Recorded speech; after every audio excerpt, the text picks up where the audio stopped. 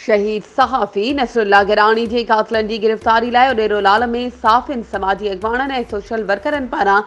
जसकाणी चौक खां शहीद अलाबख्श चौक ताईं रैली कढी वई। उन मौक़े ते अॻवाननि प्रेस क्लब जे सदर अब्दुल गफ़ूर हिंगोरो, फ़क़ीर सिकंदर साहिवाल, हाफ़िज़ इम्तियाज़ चन्ना,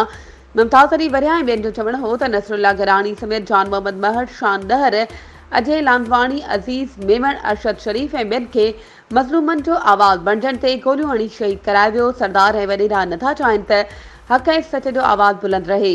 जंहिं करे साफ़िन जो क़त्लेआम कयो पियो वञे। हुकूमत साफ़िन जे क़त्ल में मुलविस जवाबदारनि खे फौरी गिरफ़्तार करे शहीद नसरुल्लाह गिराणी समेत ॿियनि शहीद थींदड़ साफ़िन जे खून सां इंसाफ़ कयो वञे,